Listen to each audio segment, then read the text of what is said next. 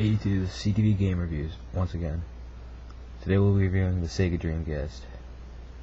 The system was released in America on 9/9/99, which was a part of its huge campaign and massive. The system, when released in Japan, did very well on its start. It actually, I'm not sure if it still has the record, but at its time it had the record for one of the best launches, killing the PlayStation 1's record.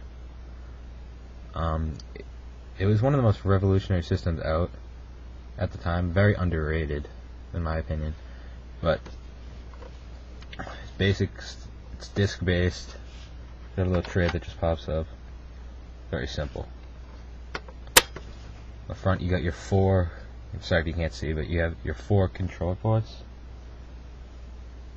Very easy to plug the controller in, not much of a problem there. On the back you have your essentially standard things. You got your power cord, which is the same one that the PlayStation 2 has. You have your AV out, which is pretty generic if you don't know what that is. And it's got its serial port. I'm not really sure what the serial port did, but I believe there might have been some sort of like expansion thing. I'm not really sure though. And then over here you have the thing that made the system extremely revolutionary is you got the internet modem. I'm sorry if you can't see this perfectly, but you have the internet modem. And essentially this was the first system you could essentially plug it in right after you take it out of the box, plug it up to your phone line. You could play online against other people. You could also browse the web, and you could do many other things. The system had a lot of killer games when it came out, including Sonic Adventure, Sonic Adventure 2, Choo Choo Rocket, Crazy Taxi, Shenmue, Jet Ground Radio, a couple others. Resident Evil Code Veronica came out on this. Most of these games were ported over to other systems, but when they came out they were pretty sick compared to like what was going on the PlayStation and the N64 at the time. This system eventually would be this system was the last Sega system ever made. Sega pulled out of the hardware market after this one, became a third-party developer. I think the first Sonic game after this was on another.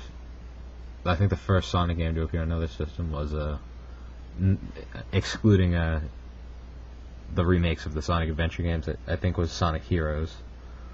And there was a few factors that were the end of this system essentially. Number one, PS2. Now I know I did my other review was on the PS. I said it was the death of the Sega Dreamcast. Well, that's because it kind of was. PlayStation 2 could play DVDs. That was its big thing.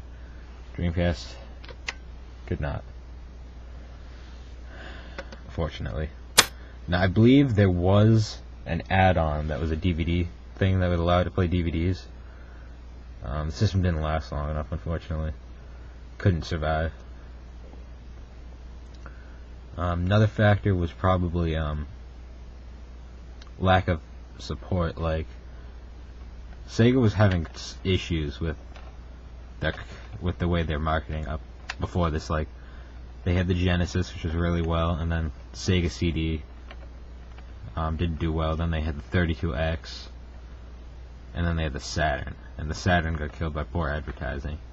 And essentially after all this, all the third-party developers, particularly EA, left them essentially, and EA, known for their sports games, yeah. But they did actually create the NFL 2K series, which, my opinion, at the time, like when they were out, were superior to the EA games. That's just a point of opinion, though. Like other people may have other opinions. I did like NFL 2K5 personally. I didn't like the Madden at the time, but pretty decent game.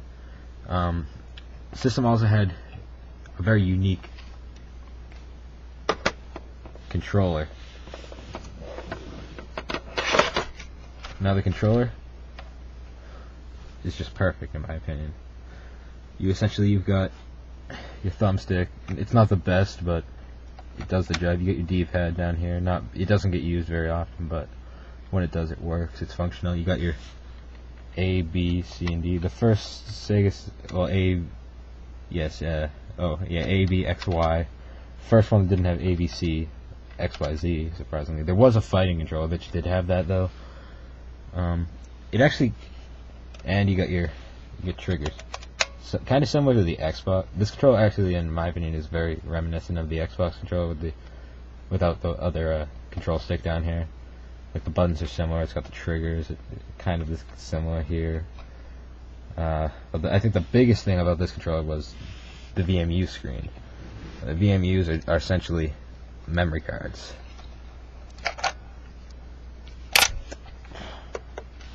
A VMU, it had its own D-pad and things, and what you could do was, certain games you could download content onto it, and you could kind of play like little games. It's kind of similar to, if anyone knows about it, it's kind of similar to the Pocket Station that Sony made, but only released in Japan. Kind of similar in that aspect.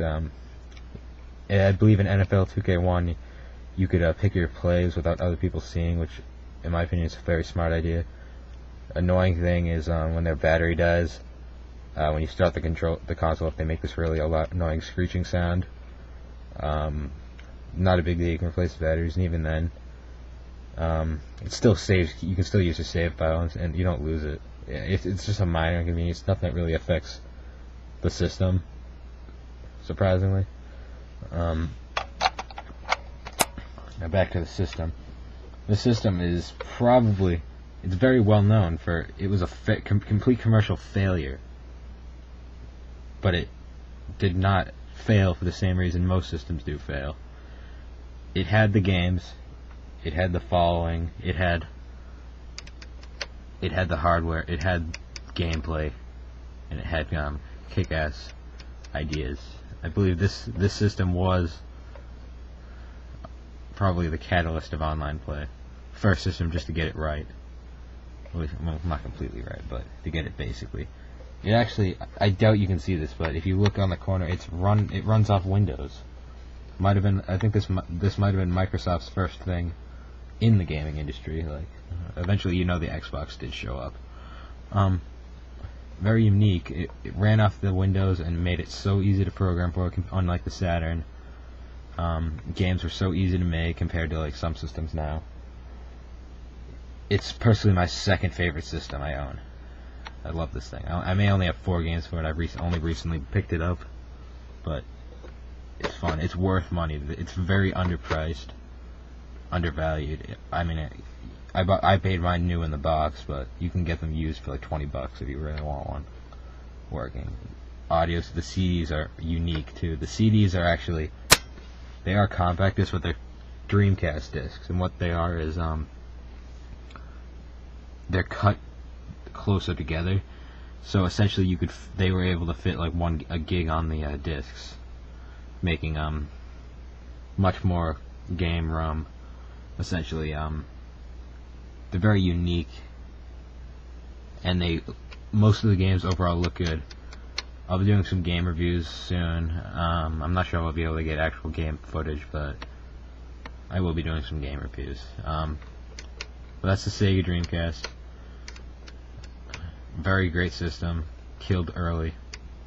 It's still one of my favorites. Thanks. Bye.